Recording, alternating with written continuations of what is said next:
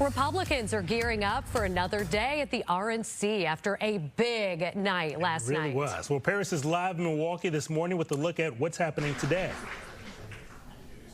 Yeah, Natalie and Brian, right now, Illinois Republican delegates are in the middle of their day 2 breakfast rally. Think of this like a pep rally before they hop on the bus and head over to the game. In this instance, they're heading over to the Fiserv Forum for night 2 of the Republican National Convention. And there is a palpable buzz here in their hotel. Last night, of course, we saw former President Donald Trump for the first time since that assassination attempt on Saturday, wasting no opportunity to make this a grand sort of theatrical entrance. He walked into the arena as country music singer Lee Greenwood was singing God Bless the USA.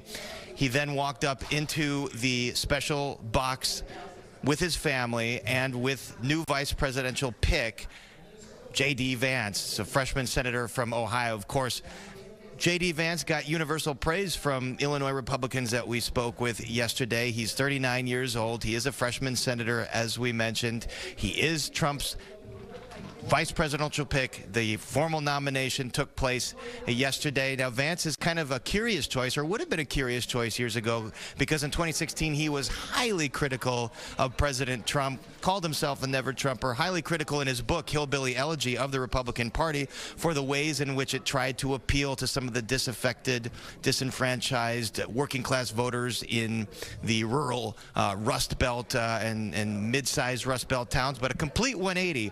So I posed a question to Illinois Republican Congressman Mike Bost. Was this political opportunism, this about-face, or was it just a genuine change of heart? Here's his answer.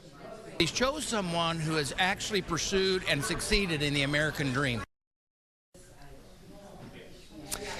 And that was Congressman Mike Bost, who basically said he saw the light, so to speak, that he basically he recognized the policies of Donald Trump. Now, and here's the qualifications to become Donald Trump's vice president.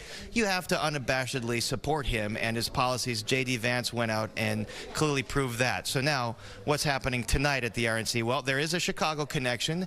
Chicago pastor, Rooftop Pastor Corey Brooks, he is going to speak at the convention. He's going to address Chicago violence, and so we're going to try to talk to him a little bit about his big moment on stage in front of all the Republican delegates.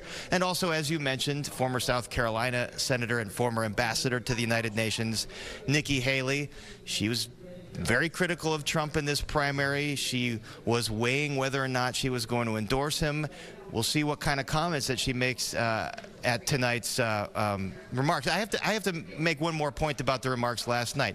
It was more akin to a typical convention. There were certainly attacks, but it was more sort of attacks on the policies and about, you know, how inflation has been difficult for American families. And I think there was an honest sort of toning down of what the rhetoric could have been, because we know that the rhetoric has been very incendiary on both sides, but especially at these Trump rallies. So given what happened on Saturday, a conscious effort to sort of make this more like a traditional convention. We don't like the policies of the other guys, so vote for us. We'll see if that tone continues throughout the week, and we're going to be back right here at 9:30 with the very latest from the Illinois breakfast at the Republican National Convention. And now, Natalie and Brian, we toss it back to you.